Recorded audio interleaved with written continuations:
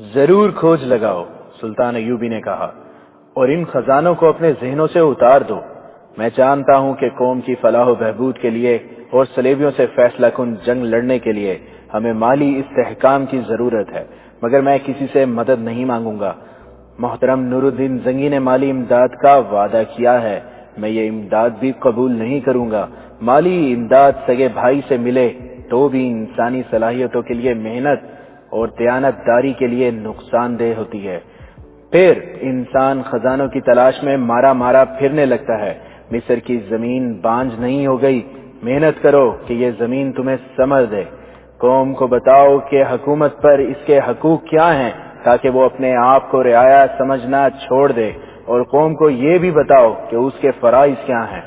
اگر قوم نے فرائض سے نگاہیں پھیر لیں تو حقوق پامال ہو جائیں گے۔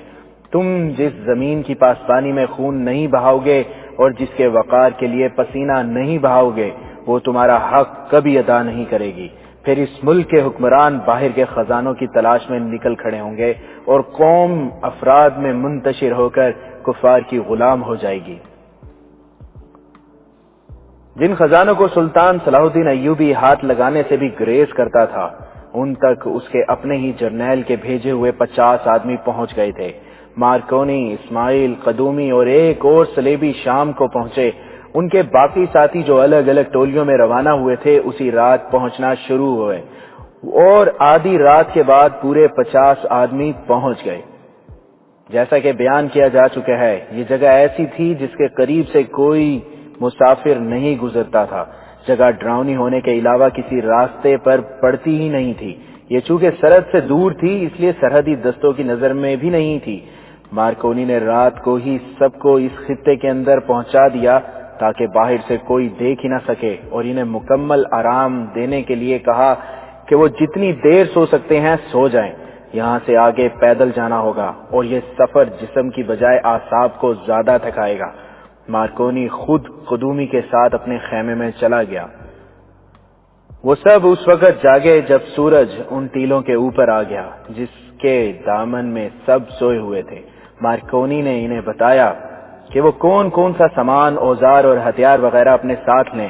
ان میں مضبوط رسے، کدالیں اور موٹی موٹی سلاخیں تھیں، اور ہتھیاروں میں تیر و کمان اور تلواریں۔ راستے کی مشکلات کے متعلق بھی اس نے سب کو بتایا۔ اس دیوار کے متعلق بھی انہیں ذہنی طور پر تیار کر دیا جس سے اس کا ایک ساتھی گر کر ہمیشہ کے لیے لاپتہ ہو گیا تھا۔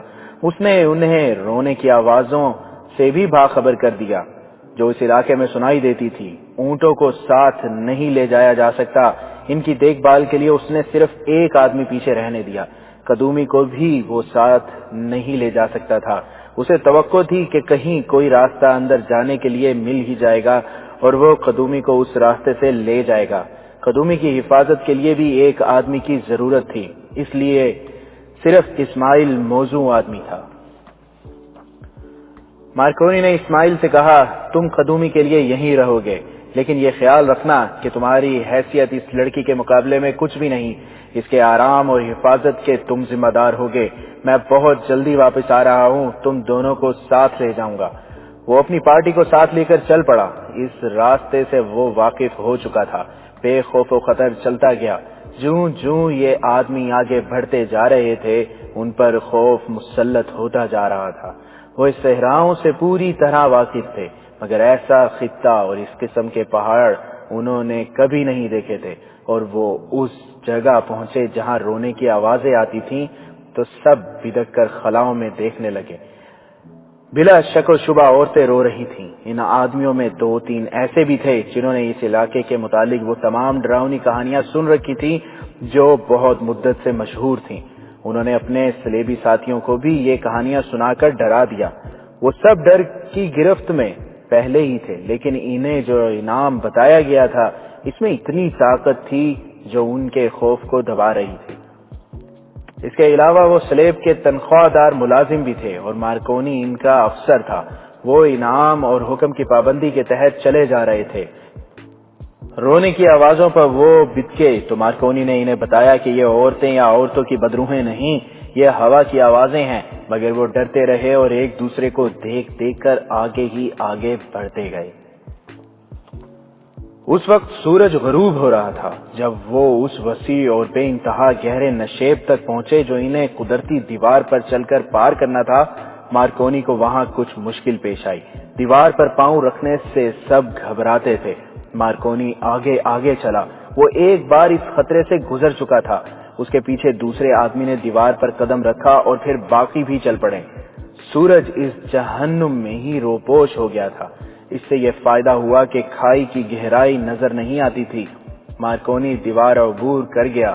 اسے ایسی چیخ سنائی دی جو تہ کی طرف جا رہی تھی۔ ذرا دیر بعد ایک اور ہیبت ناک چیخ سنائی دی۔ یہ بھی دور نیچے جا کر ایک دھیمی سی دھمک میں خاموش ہو گئی۔ ایسی 5 چیخیں سنائی دیں۔ یہ گروہ جب دیوار سے گزر کر کچھ آگے جا جمع ہوا تو اس میں 5 آدمی نہیں تھے۔ مارکونی نے انہیں بتایا کہ اس سے آگے کوئی ایسا خطرہ نہیں ہے اور وہ منزل کے قریب آ گئے ہیں۔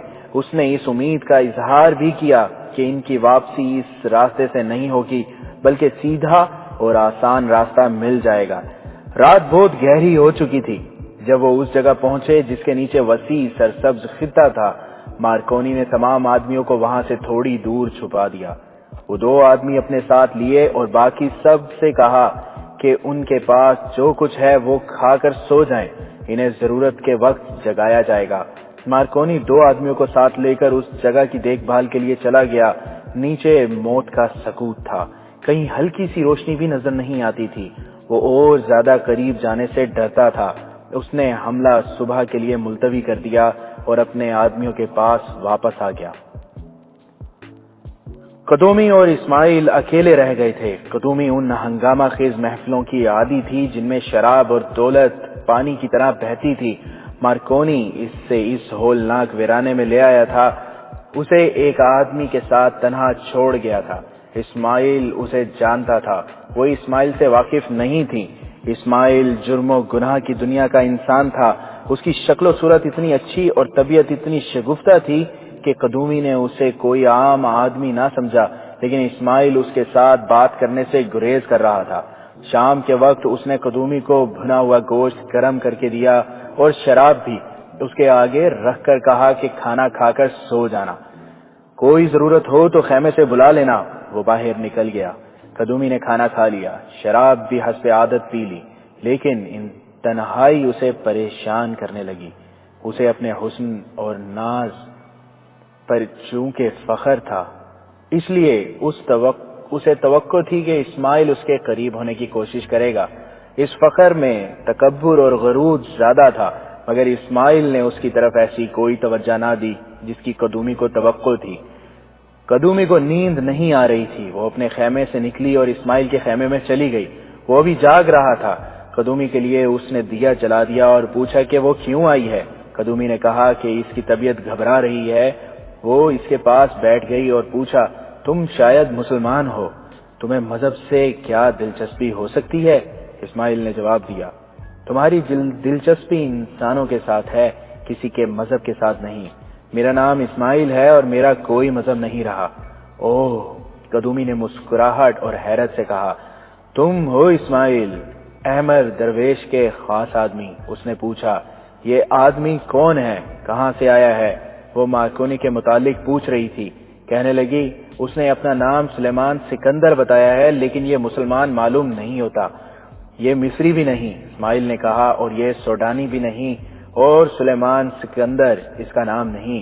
پھر یہ کون ہے؟ قدومی نے پوچھا، اس کا اصلی نام کیا ہے؟ میں اس کا نام نہیں بتا سکتا، اسماعیل نے کہا، یہ راز چھپائے رکھنے کے لیے مجھے معاوضہ ملتا ہے۔ تمہیں اس سے کوئی دلچسپی نہیں ہونی چاہیے کہ یہ کون ہے۔ تم منہ مانگی اجرت پر اس کی تفریح تباہ کے لیے آئی ہو، یہ تمہارا پیشہ ہے، اس نے تمہیں خزانے میں سے کچھ حصہ دینے کا وعدہ دیا ہوگا۔ وہ تو میرا حق ہے، قدومی نے کہا، اس نے مجھے جو اجرت دی ہے وہ اس خطرناک بیابان میں ساتھ آنے کے لیے بہت ہی تھوڑی ہے، میں تو خزانے میں سے حصہ لینے کے وعدے پر ساتھ آئی ہوں۔ کیا تمہیں یقین ہے کہ تمہیں وہ حصہ دے گا؟ اسماعیل نے پوچھا، اور کیا تمہیں یقین ہے کہ اسے وہ خزانہ مل جائے گا جس کا حصہ وصول کرنے کے لیے تم آئی ہو؟ میں اتنی قیمتی لڑکی ہوں کہ لوگ مجھے خزانوں کے عوض خریدنا چاہتے ہیں۔ قدومی نے غرور کے لہجے میں کہا، یہ شخص تو میری قیمت ادا ہی نہیں کر سکتا، میں ایسے امیر زادوں اور شہزادوں کو اپنا غلام بنا کے رکھا کرتی ہوں۔ کب تک؟ اسماعیل نے مسکرا کر کہا، زیادہ سے زیادہ 2 سال۔ اس کے بعد تمہاری قیمت اتنی گر جائے گی کہ تم گلیوں میں پاگلوں کی طرح دوڑتی پھرو گی، تمہیں پوچھے گا کوئی نہیں۔ جن کے پاس خزانے ہیں انہیں اور ایک قدومی مل جائے گی، تم جیسی کئی مل جائیں گی۔ سنو قدومی، اتنا غرور نہ کرو۔ کیوں نہ کروں؟ قدومی نے کہا، یہ شخص جو اپنا نام سلیمان سکندر بتاتا ہے میرے طلسم میں ایسا گرفتار ہے کہ اس نے مجھے قسمیں کھا کر کہا تھا کہ وہ صرف میرے لیے خزانے کی تلاش میں جا رہا ہے۔ وہ مجھے سکندریہ لے جائے گا جہاں ہم سمندر کے کنارے محل بنائیں گے، پھر میں رقاصہ نہیں رہوں گی۔ کیا تمہیں اس میں بھی شک ہے؟ شک نہیں، مجھے یقین ہے کہ اس نے بہت بڑا جھوٹ بولا ہے۔ اسماعیل نے کہا، میں اپنی اجرت کے لیے اس کے ساتھ آیا ہوں۔ احمد درویش کا کہنا میرے لیے حکم کا درجہ رکھتا ہے۔ اس نے کہا کہ اس کے ساتھ جاؤ، میں آ گیا۔ یہ میرا پیشہ ہے، میں کرائے کا گناہگار ہوں۔ میں اجرت پر قتل بھی کرتا ہوں مگر میں جھوٹ نہیں بولا کرتا۔ میں کبھی پکڑا ہی نہیں گیا۔ احمد درویش مجھے بچا لیتا ہے۔ مجھ میں دوسری خوبی یا خرابی یہ ہے کہ میں عورت کا احترام کرتا ہوں۔ مجھے معلوم نہیں میں ایسا کیوں کرتا ہوں۔ عورت پردہ دار ہو یا عصمت فروش، میں اس کی عزت کرتا ہوں۔ میں عورت کو دھوکہ نہیں دے سکتا۔ میں تمہیں بھی دھوکے میں نہیں رکھوں گا۔ میں تمہیں یہ بتا دینا اپنا اخلاقی فرض سمجھتا ہوں کہ یہ خزانہ تمہارے لیے محل تعمیر کرنے کے لیے نہیں نکالا جا رہا، یہ مصر کی جڑیں کاٹنے کے لیے استعمال ہوگا۔ یہاں صلیبی حکومت قائم کی جائے گی، مسجدوں کو گرجے بنایا جائے گا، اور اگر ایسا نہ ہوا تو یہ خزانے مصر سے باہر چلا جائے گا۔ مجھے معلوم ہے تمہیں مصر کے ساتھ کوئی دلچسپی نہیں، مجھے بھی نہیں۔ ہم دونوں پیشہ ور ہیں، گناہ ہمارا پیشہ ہے۔ میں تمہیں صرف 2 باتیں بتانا چاہتا ہوں جو بتا چکا ہوں۔ ایک بار پھر سن لو، تمہارے حسن اور جوانی کی عمر بہت تھوڑی رہ گئی ہے۔ دوسری بات یہ کہ تمہیں یہ شخص اپنے ساتھ تفریح اور عیاشی کے لیے لایا ہے۔ اس کی نظر میں تم ایک طوائف ہو۔ اگر اس نے تم پر کرم کیا تو 1-2 ہیرے تمہارے ہاتھ میں دے دے گا، اور اگر اس نے کسی کے لیے محل تعمیر کیا بھی تو وہ کوئی نوخیز لڑکی ہوگی، وہ تم نہیں ہوگی۔ تمہارے چہرے پر مجھے بال جیسی باریک 2 لکیریں نظر آ رہی ہیں جو آج اچھی لگتی ہیں، تھوڑے ہی دنوں بعد یہ گہری ہو کر تمہارے قدر و قیمت ختم کر دیں گی۔ اسماعیل کے ہونٹوں پر مسکراہٹ تھی اور اس کے بولنے کا انداز ایسا تھا جس میں طنز نہیں تھی، دھوکہ اور فریب نہیں تھا، ایک گونا اپنائیت سی تھی، اور ایسی حقیقت جو قدومی نے پہلے کبھی نہیں سنی تھی۔ اسے توقع تھی کہ اسماعیل اس پر ڈورے ڈالے گا، مگر اسماعیل نے اسے ذرا بھی اہمیت نہ دی۔ اس کی بجائے اسے یہ تاثر دے دیا کہ اس کی اہمیت 2 روز کی مہمان ہے۔ قدومی تو اپنے حسن کی تعریفیں سننے کی عادی تھی، اپنے آپ کو کلوپترا ثانی سمجھتی تھی۔ اسماعیل نے ایسا تاثر پیدا کیا جسے قدومی دھتکار نہ سکی۔ اسماعیل کا انداز ہی ایسا تھا کہ اس کا پیدا کیا ہوا تاثر اس کے دل کے گہرائیوں میں اتر گیا۔ رات گزرتی جا رہی تھی اور قدومی کی آنکھوں سے نیند غائب ہوتی جا رہی تھی۔ وہ اسماعیل کے ساتھ باتوں میں رات گزارنا چاہتی تھی، اس خواہش کو وہ دبا نہ سکی۔ اسماعیل نے اسے مایوس نہ کیا۔ رات کا آخری پہر تھا جب قدومی کی آنکھ لگ گئی۔ اس کی آنکھ کھلی تو وہ اسماعیل کے خیمے میں تھی اور اسماعیل خیمے سے باہر کمبل میں لپٹا سویا ہوا تھا۔ قدومی نے اسے جگایا اور کہا، میں نے خواب دیکھا ہے، عجیب سا خواب تھا، پوری طرح یاد نہیں رہا۔ کوئی مجھے کہہ رہا تھا کہ سلیمان سکندر کے خزانے کی نسبت اسماعیل کی باتیں زیادہ قیمتی ہیں۔ وہ ہنس پڑی۔ اس کی ہنسی میں رقاصہ کا تصنع نہیں، ایک معصوم لڑکی کی سادگی تھی۔ سورج نکلنے میں ابھی کچھ دیر باقی تھی۔ مارکونی اپنے 2 آدمیوں کو اس سرسبز نشیب کے اوپر اپنی اسکیم کے مطابق موزوں جگہوں پر چھپا چکا تھا۔ صبح روشن ہوئی تو نیچے ننگے آدمی اور عورتیں نظر آنے لگی۔ مارکونی نے اپنے ایک دلیر اور نڈر آدمی کو نیچے جانے کے لیے تیار کر رکھا تھا۔ اس ڈھلان سے جس سے اس کا ایک ساتھی لڑک کر نیچے گرا اور اس پراسرار قبیلے کی ضیافت بن گیا تھا، مارکونی نے اپنے اس آدمی کو نیچے لڑک جانے کو کہا۔ وہ ڈھلان کے اوپر بیٹھا، اور نیچے سرک گیا۔ کچھ آگے جا کر وہ قلابازیاں کھانے لگا اور زمین پر جا پڑا۔ وہ اٹھ کر چل پڑا۔ 3-4 ننگے آدم خوروں نے اسے دیکھ لیا اور اسے پکڑنے کے لیے دوڑے۔ وہ خوشی سے چلا رہے تھے۔ وہ جب اس آدمی کے قریب آئے تو اوپر سے 4 تیر نکلے اور ان کے سینوں میں اتر گئے۔ ادھر سے 2 اور ننگے مرد دوڑے آئے، وہ بھی تیروں کا نشانہ بن گئے۔ مارکونی نے اوپر ایک چٹان کے ساتھ رسا بندھوا دیا تھا، جسے اس نے ڈھلان سے نیچے پھینک کر اپنے آدمیوں سے کہا کہ اسے پکڑ کر سب ایک دوسرے کے پیچھے نیچے اتر جائیں۔ سب نیچے چلے گئے۔ مارکونی نے اوپر سے رسا کھول کر نیچے پھینک دیا اور ڈھلان سے لڑکتا ہوا نیچے چلا گیا۔ یہ سارا گروہ تلواریں نکال کر آگے کو دوڑ پڑا۔ چند اور ننگے مرد سامنے آئے، انہیں بھی کاٹ دیا گیا۔ جو ذرا دور تھے وہ الٹے پاؤں بھاگے۔ نیچے سے سرسبز علاقے کے کئی ایک حصے تھے۔ مارکونی نے دیکھا کہ بھاگنے والے ایک حصے میں چلے گئے تھے۔ وہ ان کے پیچھے گیا۔ اسے ان آدمیوں کا واویلا سنائی دے رہا تھا۔ ان کی چیخ و پکار پر وہ ان کے تعاقب میں گیا۔ اس کے باقی آدمی خون خرابہ کر رہے تھے۔ وہ خود ان آدمیوں کے تعاقب میں رہا۔ تھوڑی ہی دور اسے آدمی نظر آ گئے۔ وہ اب 2 نہیں تھے، وہ تینوں ایک چٹان پر چڑھ رہے تھے۔ مارکونی نے ان کے پیچھے دوڑتے کچھ فاصلہ رکھا۔ وہ تینوں چٹان کی دوسری طرف اتر گئے۔ وہ بھی چٹان پر چڑھ گیا۔ دوسری طرف اسے سیاہ پہاڑی کا دامن نظر آیا۔ وہاں ایک غار کا دہانہ تھا جس میں جھک کر گزرا جا سکتا تھا۔ مارکونی اس غار میں چلا گیا۔ اس نے تلوار ہاتھ میں لے رکھی تھی۔ اندر سے غار کھلتا جا رہا تھا۔ اسے اس میں کسی کے دوڑنے کی ہلکی ہلکی آہٹ سنائی دے رہی تھی۔ وہ دوڑتا گیا۔ یہ غار نہیں، سرنگ تھی جو معلوم نہیں قدرتی تھی یا فرعون رمسیس نے مرنے سے پہلے بنوائی تھی۔ سرنگ کے کئی موڑ تھے اور اندر گھپ اندھیرا تھا۔ اسے بولنے کی آوازیں سنائی تھی۔ وہ دوڑتا گیا اور اسے دور سامنے روشنی کا ایک گولا نظر آیا۔ اس میں اسے 3 آدمی دوڑتے دکھائی دیے۔ وہ غار کا دوسرا دہانہ تھا۔ وہ انہیں قتل نہیں کرنا چاہتا تھا۔ اس کی اسکیم کامیاب ہو رہی تھی۔ وہ تینوں غار سے نکل گئے۔ وہ بھی غار سے نکل گیا۔ تینوں میں ایک آدمی گر پڑا۔ مارکونی نے جا کر دیکھا، یہ وہی بوڑھا آدمی تھا جس نے اسے اس روز دیکھا تھا جس روز اس کا ساتھی نیچے گر پڑا اور آدم خوروں کے ہاتھوں میں مارا گیا تھا۔ وہ بہت ہی بوڑھا تھا، زیادہ دوڑ نہیں سکتا تھا۔ غار سے باہر ریتلے اور پتھریلے ٹیلے اور چٹانیں تھیں۔ ایک طرف سیاہ پہاڑ دور اوپر تک چلا گیا تھا۔ مارکونی نے بوڑھے کو سہارا دے کر اٹھایا۔ اس کے بھاگتے ہوئے 2 آدمیوں کی طرف اشارہ کر کے اشاروں میں اسے سمجھایا کہ ان آدمیوں کو واپس بلاؤ۔ بوڑھے نے انہیں پکارا۔ وہ رکے تو انہیں اپنی طرف بلا لیا۔ اس نے مارکونی کے ساتھ مصری زبان میں بات کرتے ہوئے کہا، میں تمہاری زبان بولتا اور سمجھتا ہوں، مجھے قتل کر کے تمہیں کچھ حاصل نہ ہوگا۔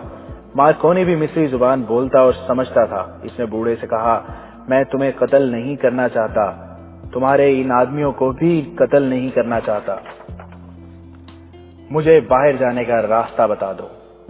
کیا تم یہاں سے نکلنا چاہتے ہو؟ بوڑھے نے پوچھا۔ ہاں، مارکونی نے جواب دیا، میں تمہاری بادشاہی سے نکل جانا چاہتا ہوں۔ بوڑھے نے اپنے آدمیوں سے کچھ کہا۔ وہ دونوں بہت ہی ڈرے ہوئے تھے۔ بوڑھے نے مارکونی سے کہا، اس کے ساتھ جاؤ، یہ تمہیں سیدھے راستے پر ڈال دیں گے۔ بوڑھا ساتھ چل پڑا۔ وہ ٹیلوں کے درمیان سے گزرے، ایک ٹیلے کے اوپر گئے اور ایسی ہی کچھ بھول بھلائیوں میں سے گزر کر وہ کھلے صحرا میں پہنچ گئے۔ مارکونی نے دیکھا کہ کسی کے وہم و گمان میں بھی نہیں آ سکتا تھا کہ یہاں کوئی راستہ ہے جو اندر کی پراسرار دنیا میں لے جاتا ہے۔ بوڑھے نے اسے کہا، تم اب چلے جاؤ، ورنہ خدا کی قہر تم پہ برسے گا اور تمہیں بھسم کر دے گا۔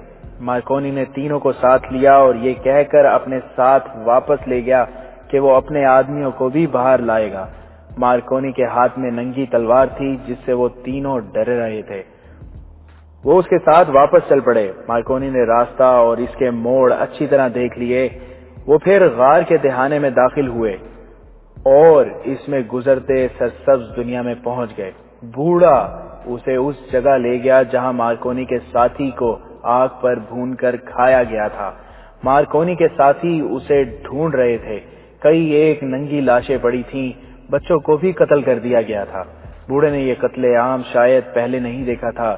وہ رک گیا اور بڑے تحمل سے مارکونی سے پوچھا، ان بے گناہوں کو کاٹ کر تم نے کیا پایا؟ اور تم ہمارے آدمی کو بھون کر کھا گئے تھے؟ مارکونی نے پوچھا۔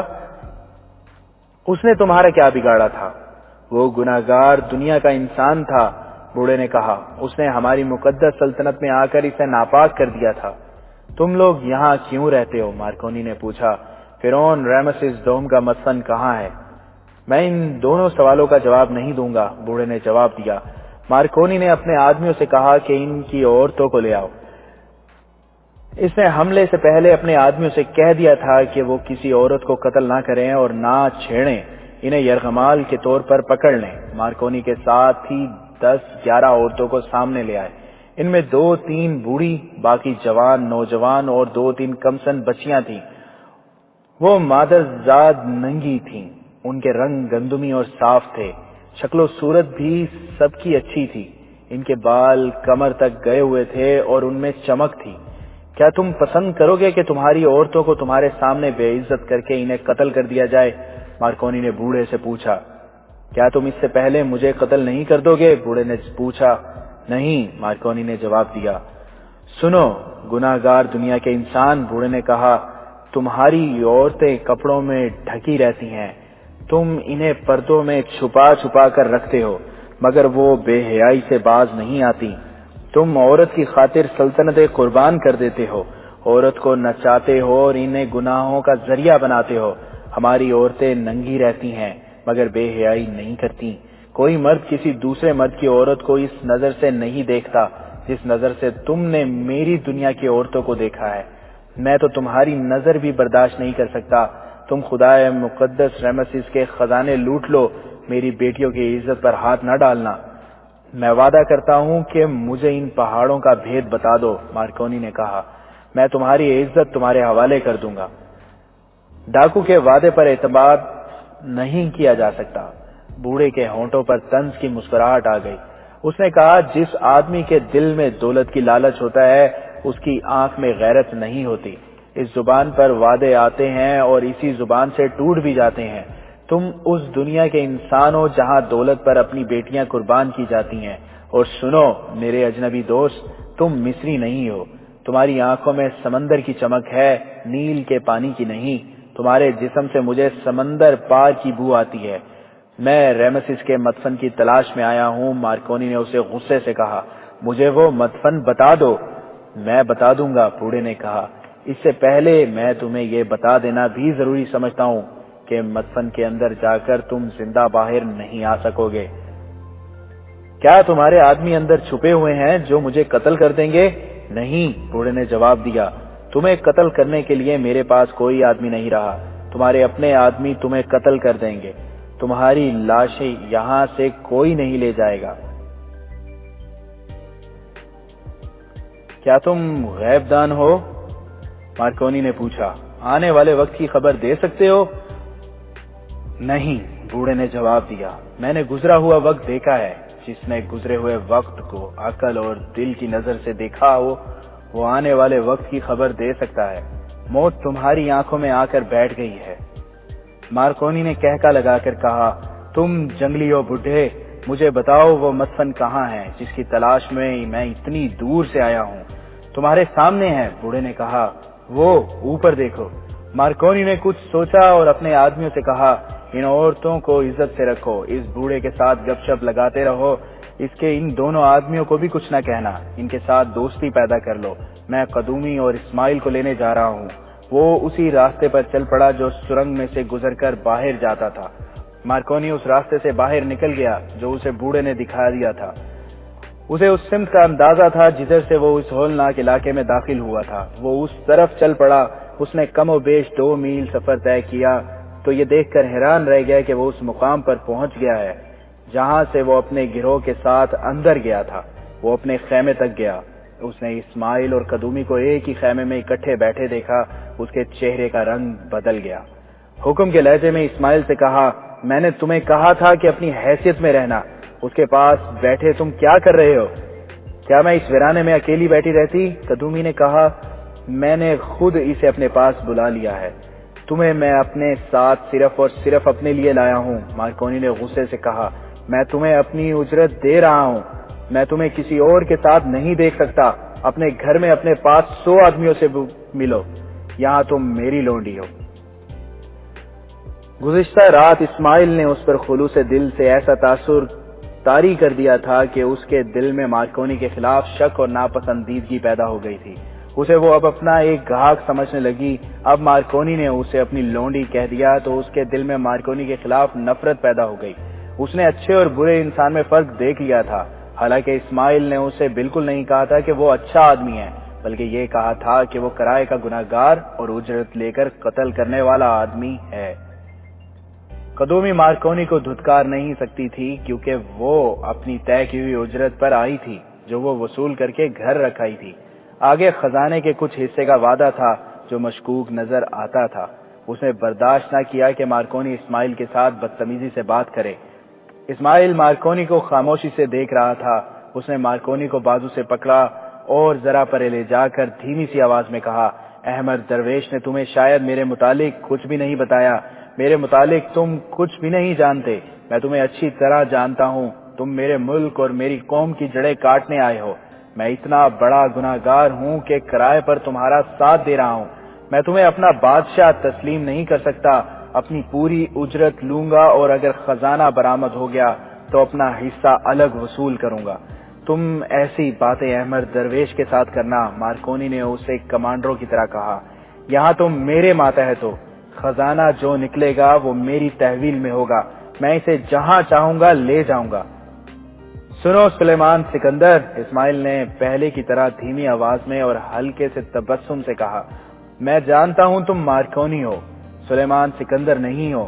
میں ایک عادی مجرم ہوں۔ میں تمہیں خبردار کرتا ہوں کہ تمہاری باتیں مجھے مجرم سے مصری مسلمان بنا دیں گی، اور میں تمہیں خبردار کرتا ہوں کہ مسلمان قومی جذبے کا اتنا اندھا ہوتا ہے کہ اگر مسلمان کی لاش میں یہ جذبہ پیدا ہو جائے تو لاش بھی اٹھ کھڑی ہوتی ہے۔ تمہارا فائدہ اسی میں ہے کہ مجھے مجرم رہنے دو۔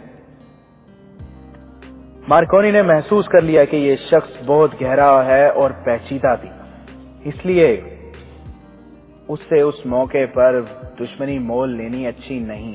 اس نے اسماعیل کے کندھے پر ہاتھ رکھ کر اور دوستوں کی طرح مسکرا کر کہا، تم بلا وجہ کسی غلط فہمی میں پڑ گئے ہو۔ میں دراصل یہ نہیں چاہتا کہ یہ طوائف تمہارے یا میرے دماغ پر سوار ہو جائے۔ یہ بہت چالاک عورت ہے۔ یہ ہم دونوں میں غلط فہمی پیدا کر کے خزانے پر ہاتھ مارنا چاہتی ہے۔ مجھے اپنا دشمن نہ سمجھو۔ احمد درویش نے تمہیں بتایا نہیں کہ اس نے تمہارے متعلق کیا سوچ رکھا ہے؟ کیا تمہیں امید ہے کہ خزانہ مل جائے گا؟ مل گیا ہے، مارکونی نے جواب دیا۔ میں تم دونوں کو لینے آیا ہوں۔ اسماعیل اسے بڑی گہری نظروں سے دیکھتا رہا۔ قدومی بھی اسے دیکھتی رہی۔ اس کے چہرے پر ناپسندیدگی کے آثار بڑے نمایاں تھے۔ مارکونی نے اس آدمی کو آواز دی جسے وہ اونٹوں کی دیکھ بھال کے لیے چھوڑ گیا تھا۔ اسے کہا کہ وہ اونٹوں کو ایک دوسرے کے پیچھے باندھ کر لے آئے اور خیمے بھی لپیٹ لیے۔ مارکونی انہیں وہاں لے گیا جہاں اس کے دوسرے آدمی تھے اور جہاں فرعون رمسیس کا خفیہ مدفن تھا۔ قدومی نے ایسی سرسبز جگہ دیکھی تو بہت حیران ہوئی۔ ایک اونچی پہاڑی کے دامن میں ننھی سی جھیل تھی۔ پہاڑی کے نیچے سے پانی پھوٹتا تھا۔ یہ قدرت کا کرشمہ تھا۔ مارکونی ننگے قبیلے کے بوڑھے سردار کے پاس چلا گیا۔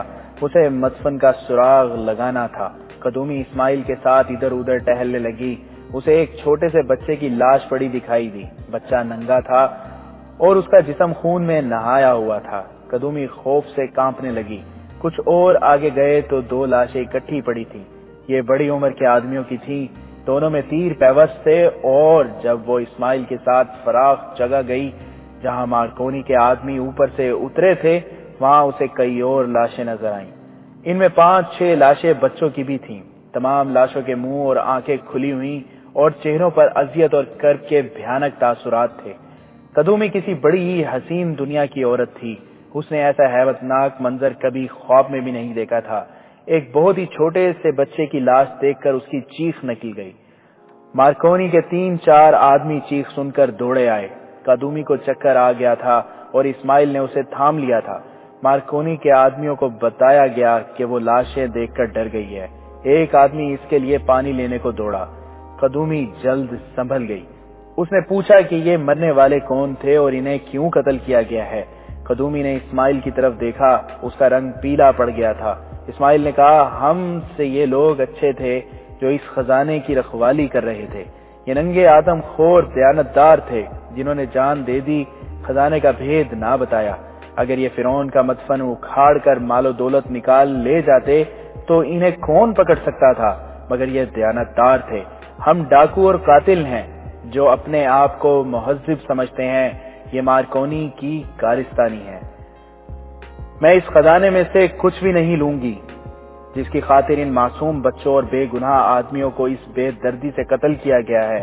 قدومی نے کہا، ان کے پاس کوئی ہتھیار نظر نہیں آتا، یہ نہتے تھے۔ اس وقت مارکونی بوڑھے کے ساتھ ایک چٹان کے پیچھے گیا ہوا تھا۔ بوڑھے نے اسے کہا، اوپر چلے جاؤ، وہاں تمہیں ایک بہت بڑا پتھر جو یہیں سے نظر آ رہا ہے، اسے تم چٹان ہی سمجھ رہے ہو، اگر اسے وہاں سے ہٹا سکو تو تمہیں اس دنیا کا دروازہ نظر آئے گا جس میں رامسیس دوم کا تابوت اور اس کا خزانہ رکھا ہے۔ اس چٹان کو اس وقت سے کسی نے نہیں ہلایا جب سے یہ یہاں رکھی گئی ہے۔ 15 صدیوں سے اس چٹان کو کسی نے نہیں چھوا۔ ہم 15 صدیوں سے اس کی رکھوالی کر رہے ہیں۔ میں تمہیں رامسیس کی موت کے واقعات اس طرح سنا سکتا ہوں جیسے وہ کل میرے سامنے مرا ہو۔ یہ مجھے باپ اور دادا نے سنائے تھے، دادا کو اس کے باپ اور دادا نے سنائے تھے۔ اس طرح 15 صدیوں کی باتیں میرے سینے میں آئیں جو میں نے اپنے قبیلے کو سنا دی ہیں۔ میں یہ باتیں بعد میں سنوں گا۔ مارکونی نے بےتاب ہو کر کہا اور وہ چٹان پر چڑھ گیا۔ اسے یقین نہیں آ رہا تھا کہ اوپر کی مخروطی چٹان الگ ہے یا الگ کی جا سکتی ہے۔ اس نے ادھر ادھر سے دیکھنے کی کوشش کی مگر اسے کوئی ایسی جگہ نظر نہ آئی جس سے وہ چٹان الگ معلوم ہوتی ہے۔ وہ نیچے اتر آیا۔ میں جانتا ہوں تم یقین نہیں کرو گے کہ اس چٹان کے 2 حصے ہیں، بوڑھے نے کہا۔ اوپر کا حصہ جو پیچھے پہاڑ کے ساتھ ملا ہوا ہے، پہاڑ اور چٹان کا حصہ معلوم ہوتا ہے، لیکن ایسا نہیں ہے۔ یہ انسانی ہاتھوں کا کمال ہے۔ اس کی ساخت قدرتی لگتی ہے لیکن یہ انسانوں کی کاریگری ہے۔ رامسیس نے اپنی نگرانی میں بنوایا تھا۔ اس کے نیچے اور پہاڑ کے سینے میں جو دنیا آباد ہے وہ رامسیس نے اپنی زندگی میں تیار کرائی تھی، اور اسے باہر کی دنیا کے انسانوں سے تا قیامت چھپائے رکھنے کے لیے اس نے یہ چٹان بنوائی، رکھوا کر دیکھی اور ان آدمیوں کو قید میں ڈال دیا تھا جنہوں نے اس کا مدفن اور چٹان تیار کی تھی۔ وہ مر گیا تو اس کا تابوت یہاں لایا گیا، اس کا ضرورت کا سامان اندر رکھا گیا، کاریگروں کو قید سے نکال کر اوپر چٹان رکھوائی گئی اور ان تمام آدمیوں کو قتل کر دیا گیا۔ 12 آدمیوں کو یہاں غاروں میں آباد کیا گیا۔ انہیں مصر کی 12 خوبصورت عورتیں دی گئیں۔ انہیں غاروں میں رہنے کو کہا گیا۔ ان کے ذمے اس جگہ کی رکھوالی تھی۔ آج تم نے جنہیں قتل کر دیا اور میں جو زندہ ہوں انہی 12 آدمیوں اور 12 عورتوں کی نسل سے ہیں۔ اس چٹان کو ہم وہاں سے ہٹا کس طرح سکتے ہیں؟ مارکونی نے پوچھا۔ تمہاری آنکھیں کہاں ہیں؟ بوڑھے نے پوچھا۔ تمہاری عقل کہاں ہے؟ اور اس نے کہا، چٹان کی چوٹی دیکھو، کیا تم اس کے ساتھ رسے نہیں باندھ سکتے؟ اگر تمہارے آدمیوں میں طاقت ہے تو مل کر رسے کو کھینچیں تو چٹان نیچے آ سکتی ہے۔ مارکونی مدفن کو بہت جلد بے نقاب کرنے کے لیے بےتاب تھا۔ اس نے اپنے آدمیوں کو بلایا، رسے منگوائے اور 2 رسے اوپر والی چٹان کی ابھری ہوئی چوٹی کے ساتھ بندھوا دیے۔ اس نے تمام آدمیوں سے کہا کہ نیچے سے رسا پوری طاقت سے کھینچیں۔ وہ خود اوپر چلا گیا۔ نیچے سے جب سب نے زور لگایا تو اس نے دیکھا کہ بڑی چٹان ہل رہی تھی۔ ایک بار یہ اتنی زیادہ ہل گئی کہ اسے اس کے نیچے خلا نظر آ گیا۔ اس کا حوصلہ بڑھ گیا۔ اس نے نعرے لگانا شروع کر دیے۔ اس کے آدمیوں نے اور زور لگایا تو چٹان سرک گئی۔ مارکونی نے اپنے آدمیوں کو ذرا آرام کرنے کو کہا۔ سورج سیاہ پہاڑ کے پیچھے چلا گیا تھا۔ مارکونی کے پاس شراب کا ذخیرہ تھا۔ اس نے شراب کا مشکیزہ منگوا کر کہا، پیو اور اس چٹان کو کنکر کی طرح نیچے پھینک دو۔ سب شراب پر ٹوٹ پڑے۔ مارکونی نے پرجوش لہجے میں کہا، میں آج رات تمہیں 2 اونٹ بھون کر کھلاؤں گا۔ تھوڑی دیر بعد شراب نے سب کی تھکن دور کر دی اور ان میں نئی تازگی آ گئی۔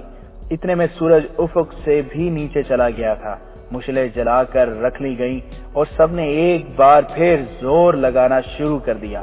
مارکونی نے اوپر کھڑا ہو کر اسے مشلوں کی ناچتی روشنی میں چٹان کا بالائی حصہ آگے کو جھکتا اور کچھ سرکتا نظر آیا۔ اس نے اور زیادہ جوش سے نعرے لگانے شروع کر دیے۔ اچانک چٹان مہیب آواز کے ساتھ سرک گئی اور الٹ کر نیچے کو لڑک گئی۔ جہاں مارکونی کے آدمی تھے وہ جگہ تنگ تھی، ان کے پیچھے بھی ایک پتھریلی ٹیکری تھی۔ اوپر سے چٹان اتنی تیزی سے آئی کہ نیچے سے آدمی بھاگ نہ سکے۔ روشنی بھی کم تھی۔ پہاڑوں اور چٹانوں میں گھری ہوئی یہ دنیا بیک وقت کئی ایک چیخوں سے لرز اٹھی اور سکوت طاری ہو گیا۔ مارکونی دوڑتا نیچے آیا، ایک مشل اٹھا کر دیکھا، گری ہوئی چٹان کے نیچے سے خون بہ رہا تھا۔ کسی کا ہاتھ نظر آ رہا تھا، کسی کی ٹانگ اور کسی کا سر، اور کچھ ایسے بھی تھے جو درمیان میں نیچے آ گئے تھے۔ مارکونی کو کسی کے دوڑنے کی آہٹیں سنائی دیں۔ کوئی بچ بھی گئے تھے، وہ بھاگ گئے تھے۔ اس نے ٹیکری پر دیکھا، وہاں 4 انسان کھڑے تھے۔ ایک بوڑھا تھا، دوسرا اسماعیل، تیسرا مارکونی کا ایک ساتھی جو ہانپ رہا تھا، وہ بھاگا نہیں تھا، اور چوتھا انسان قدومی تھی جو سراپا خوف بری کھڑی تھی۔ مارکونی آہستہ آہستہ ٹیکری پر آیا۔ اس نے چاروں کو باری باری دیکھا، سب خاموش تھے۔ سب سے پہلے بوڑھا بولا۔ اس نے کہا، میں نے تمہیں خبردار کر دیا تھا کہ مجھے تمہاری آنکھوں میں موت نظر آ رہی ہے۔ میں نے اپنے فرض کو نظر انداز کر کے تمہیں یہ بھید بتا دیا تھا کہ یہ موت کا بھید ہے اور موت میرا فرض پورا کر دے گی۔ کیا تم واپس چلے جاؤ گے؟ نہیں، مارکونی نے آہستہ سے کہا، میرے یہ ساتھی میرے ساتھ ہیں، یہ میرا ساتھ دیں گے۔ اس نے ان سے پوچھا، معلوم ہوتا ہے کوئی زندہ نکل گئے ہیں، کون کون بھاگا ہے؟ مجھ سے پوچھو، بوڑھے نے کہا، تمہارے 4 آدمی میرے 2 آدمیوں کے ساتھ بھاگ گئے ہیں۔ میرے آدمی انہیں باہر کا راستہ نہیں بتائیں گے، انہیں اب اندر ہی بھٹک بھٹک کر مرنا ہے۔ بہتر ہوتا کہ وہ چٹان کے نیچے آ کر مر جاتے۔ یہ موت آسان تھی، آج رات کے لیے یہ کام بند کر دو، میں صبح تمہیں اندر لے جاؤں گا۔ مارکونی پر اس حادثے کا کوئی اثر معلوم نہیں ہوتا تھا۔ اس نے بوڑھے کو اپنے کھانا کھلایا۔ اسماعیل نے بوڑھے کو ایک چادر دی جو اس نے اپنے اوپر ڈال لی۔ قدومی پر خاموشی طاری تھی۔ وہ ان عورتوں کو بھی دیکھ چکی تھی جنہیں مارکونی نے یرغمال بنا کے رکھا ہوا تھا۔ وہ اب کسی اور جگہ تھی۔ تم میرے ایک آدمی کو کھا گئے تھے، مارکونی نے کہا۔ اس پہلے تم نے کتنے انسان کھائے ہیں؟ جتنے ہاتھ لگ سکے، بوڑھے نے جواب دیا۔ میں بتا نہیں سکتا کہ ہماری نسل میں انسانی گوشت کب داخل ہوا۔ جو تاریخ میرے کانوں میں ڈالی گئی اس میں 15 صدیوں پرانی ایک پیشین گوئی شامل ہے۔ کسی نے کہا تھا کہ جو لوگ خدائے رمسیس کے مدفن کی حفاظت کریں گے انہیں ریگزار اپنی ٹھنڈی آغوش میں رکھے گا، انہیں پانی اور سائے سے محروم نہیں ہونے دے گا، انہیں دنیا کے لالچ سے آزاد کر دے گا، انہیں سونے چاندی عورت اور شراب کی خواہش سے آزاد کر دے گا، انہیں یہ بھی ضرورت نہیں رہے گی کہ وہ اپنے سطر ڈھانپیں، ان کے دلوں میں ایک دوسرے کی محبت ہوگی، ان میں کوئی لالچ نہیں ہوگا۔ لالچ ہی انسان کو قاتل، ڈاکو اور بددیانت بناتا ہے۔ وہ کبھی دولت کا لالچ کرتا ہے اور کبھی عورت کا۔ اس کا دین نہیں رہتا۔ لالچ فساد کی جڑ ہے۔ ہمیں اس لعنت سے آزاد کر دیا گیا تھا اور کہا گیا تھا کہ ایک وقت آئے گا کہ رمسیس کے محافظ انسان کا گوشت کھائیں گے، یہاں سے باہر جائیں گے، انسان کا شکار کھیلیں گے اور کوئی جانور ملے تو اسے بھی کھائیں گے۔ اگر نہیں کھائیں گے تو ان کی نسل ختم ہو جائے گی۔ کیا تم آج بھی فرعونوں کو خدا سمجھتے ہو؟ قدومی نے بوڑھے سے پوچھا۔ انسان بڑی کمزور چیز ہے، اپنے خدا بدلتا رہتا ہے، بوڑھے نے کہا، اور کبھی انسان خود ہی خدا بن جاتا ہے۔ اس وقت تم لوگ میرے خدا ہو، کیونکہ میری جان اور میری بچیوں کی عزت جو تمہاری قید میں ہے تمہارے ہاتھ میں ہے۔ میں نے تم پر یہ راز تمہیں خدا سمجھ کر فاش کر دیا ہے، کیونکہ میں مرنے سے ڈرتا ہوں اور اپنی بچیوں کو بے آبرو کرنے سے ڈرتا ہوں۔ فرعون نے بھی تمہاری طرح اپنے وقت کی مخلوق کی گردن پر بھوک اور بیگار کی چھری رکھ کر کہا تھا کہ میں خدا ہوں۔ انسان نے مجبور ہو کر کہا، ہاں تم ہی خدا ہو۔ بھوک اور مفلسی انسان کو حقیقت سے بہت دور لے جا کر پھینک دیتی ہے۔ اس کے اندر کا انسان مر جاتا ہے، جسے حقیقی خدا نے اشرف المخلوقات کہا تھا، اس کا صرف جسم رہ جاتا ہے۔ جسے پیٹ کی آگ جلاتی ہے تو وہ اس انسان کے آگے سجدے کرنے لگتا ہے جو اس کے پیٹ کی آگ ٹھنڈی کرتا ہے۔ انسان کی اسی کمزوری نے بادشاہ پیدا کیے، ڈاکو اور راہزن پیدا کیے، انسان کو حاکم اور محکوم، ظالم اور مظلوم بنایا۔ لوگ کہتے ہیں کہ انسان کو بھوک نے بدی سے آشنا کیا، یہ غلط ہے۔ انسان کو بدکار، زر و جواہرات نے بنایا ہے۔ تم کون ہو؟ کیا ہو؟ اس نے قدومی سے پوچھا۔ ان میں سے کس کی بیوی ہو؟ ان میں سے کسے اپنا آدمی کہہ سکتی ہو؟ بوڑھے کو معلوم ہو چکا تھا کہ قدومی قاہرہ کی رقاصہ ہے۔ قدومی اس کے سوال سے پریشان ہو گئی۔ وہ پہلے پریشان تھی، بوڑھے کے سوال نے اس کا پسینہ نکال دیا۔ بوڑھے نے اسے خاموش دیکھ کر کہا، تم اپنے حسین چہرے اور جوانی کی بدولت اپنے آپ کو خدا سمجھتی ہو، اور تمہاری خواہش کرنے والے تمہیں خدا کہتے ہیں۔ مجھے جنگلی اور وحشی نہ سمجھو، میرے پاس کپڑے ہیں جو میں پہن کر کبھی کبھی قاہرہ جایا کرتا ہوں۔ تمہاری مہذب دنیا کو دیکھتا ہوں، پھر واپس آ کر کپڑے اتار دیتا ہوں۔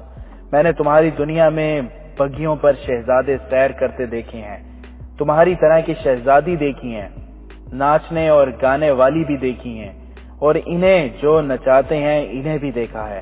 میں نے فرعونوں کے وقتوں کی باتیں سنی ہیں اور آج کے وقت کے فرعون بھی دیکھے ہیں، ان سب کا انجام بھی دیکھا ہے۔ تمہارا انجام بھی جو تمہیں ابھی نظر نہیں آ رہا، دیکھ رہا ہوں۔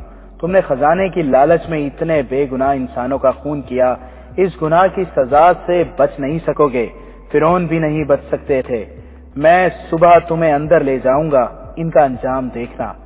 وہ خدا ہوتے تو ان کا یہ انجام نہ ہوتا۔ خدا وہ ہوتا ہے جو انجام تک پہنچایا کرتا ہے، انجام تک پہنچا نہیں کرتا۔